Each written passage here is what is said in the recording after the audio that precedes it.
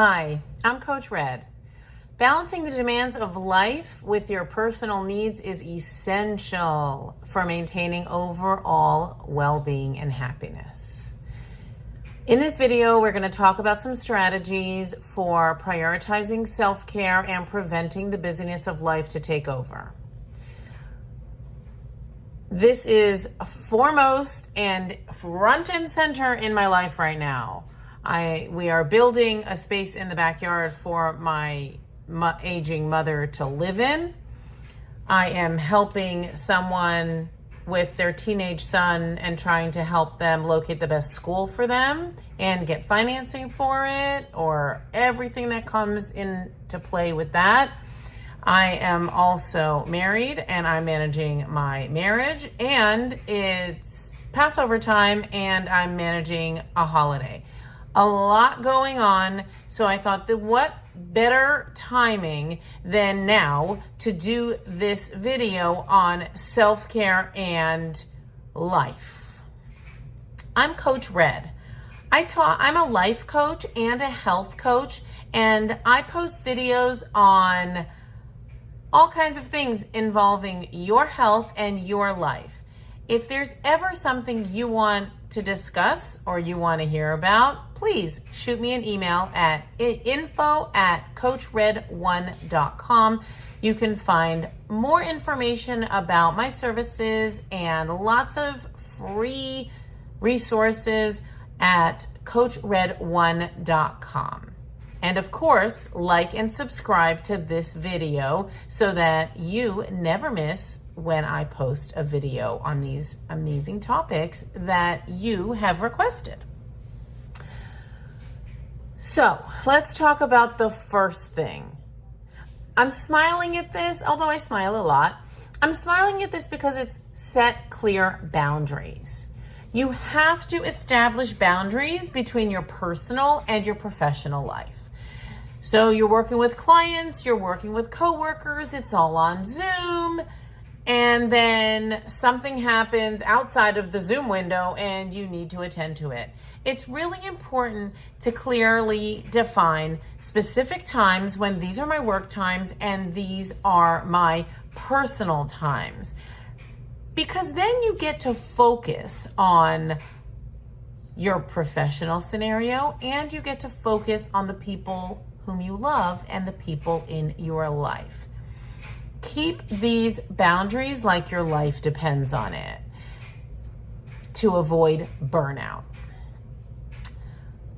Prioritizing self-care is the second thing I'm going to talk about. Now, making self-care a priority by scheduling regular times for activities that nourish your mind, body, and soul.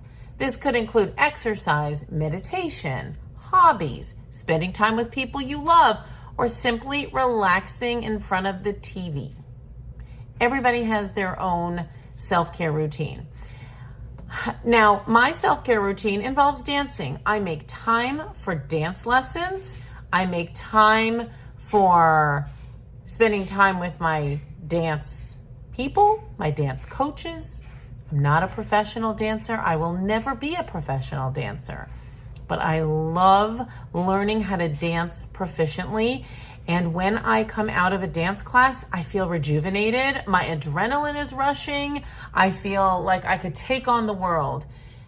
When I don't dance for a week, I don't feel like myself. And it's clear to me that prioritizing dancing for me personally is prioritizing self-care. Some people like to paint. I love to paint. I love to work with epoxy. I don't make a lot of time for that, but for some people, if you just have a canvas out in your garage or somewhere that you can just do a couple of strokes for 5 minutes, that may be all you need. I also love those little games that they have in like Barnes and Noble and similar stores where it's a Zen garden miniature. There's sand and there's a little rake and there's a stone and you just kind of move things around. They have bonsai plants. I've seen all kinds of other things where you could just play with beads or whatever. All I'm saying is these are suggestions that I have and I have used in my life that I consider self-care. Some of these things like dancing take an hour or more. Some of the things that like raking the sand in a little box can be 2 minutes. Meditations can be adjusted to the time you have.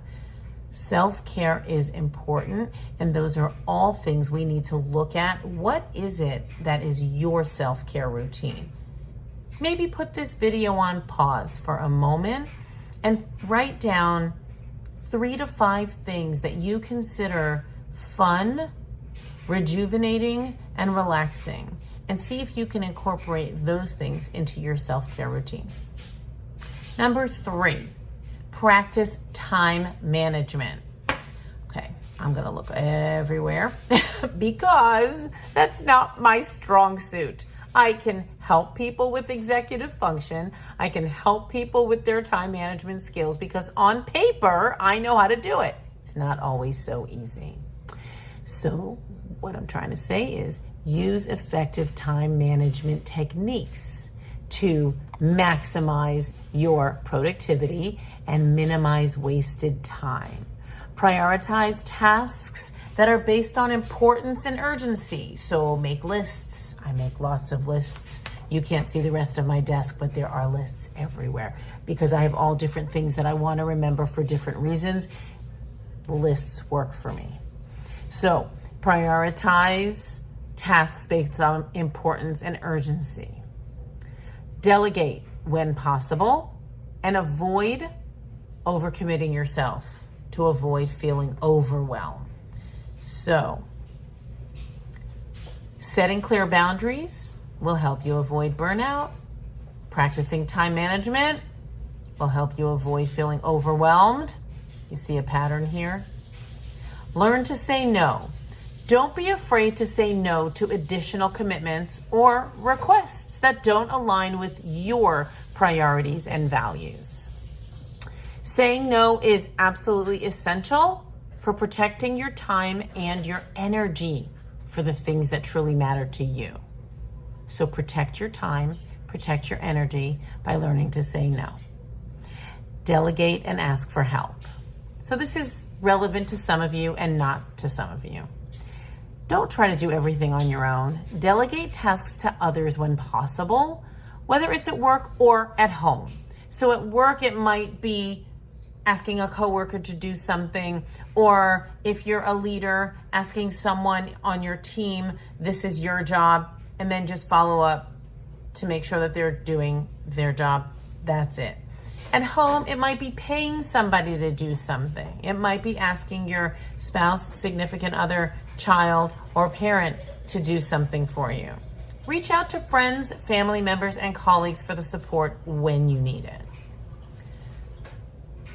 Gosh, I haven't been saying the numbers. That was 5. Number 6, set realistic goals. In my world, they're called SMART goals. Set realistic, achievable goals for yourself, both personally and professionally. Break larger goals into smaller, manageable tasks, and celebrate your progress along the way. Celebration could be a little happy dance, or it could be, I don't even know. All I could think about is happy dance in that moment. So, when you set goals and you reach a goal, do a little happy dance, or put a little sticker on the side of your whiteboard or on your desk. Buy yourself a plant. I don't want to say anything that is completely unreasonable. Those things are reasonable. I'm a plant lady. For me, buying a little plant would make me very happy, and that would be a really good reward for something that went well in my goals or that I achieved my goals. Practice mindfulness. For some of you, this is going to be a little woo-woo. For others, it's in line with what you do already. But incorporate mindfulness practices into your daily routine so that you can stay grounded and present in the moment. Mindfulness meditation, deep breathing exercises, or simply taking short breaks to center yourself. These are to reduce stress and increase your focus. Now, if that's too woo-woo for you, take a walk. That's also mindful. Take a walk around your office once, twice. That's it. Just clear your mind, and that centers you and helps you to stay in the moment. I know that there was a time when that would have been really difficult for me. Now I can meditate in my own way, and sometimes journaling, writing 3 sentences down about what you're grateful for in that moment. All of that helps with grounding. If you need more tips on any of these, please reach out to me at info@coachred1.com, and I will definitely be able to help coach you through ways that you can incorporate a lot of this into your life. Number 8, limit screen time. Set boundaries for yourself around your use of technology and social media to prevent them from consuming too much of your time and attention. Designate specific times for checking emails and scrolling through social media, and prioritize face-to-face interactions with loved ones. Personally, I love Zoom. I'm on Facebook a lot. I do my marketing on Facebook and Instagram. But I have to set boundaries around that, because I can get lost in the rabbit hole, and I'm going to keep spinning and searching and answering and questioning and commenting. So I've started to really enjoy that pop-up at the end of the day that says what percentage I was on technology and what percentage I was off technology, because it really highlights for me that I'm on technology way more than I like. So when you limit screen time and make specific times, this is when I'm doing work things on social media, this is when I'm scrolling social media, and this is when I'm reading a book. I think, and this is when I'm sitting at dinner with my husband. These are things that help delineate your day. And again, it reduces stress when you have boundaries, even with yourself. Number 10, seek support and connection. Surround yourself with supportive friends, family members, and mentors who can offer encouragement, guidance, perspective during your day, or also during challenging times. Don't hesitate to reach out for help when you need it. I'm a life coach and a health coach, and I can certainly be there for you, but I can't be there in every moment of every day. And it's important for us to surround ourselves with people who really care and people who can speak into our lives on different levels. By implementing these strategies and making self-care a priority, you can maintain a healthy balance between the demands of life and your personal needs. This will lead to greater overall fulfillment and well-being. And I wish all of that for you. If you need more guidance, reach out to me at info@coachred1.com. And I'd love to hear in the comments how this video affected you and what your thoughts are on the topic that I'm discussing in this video. Thank you.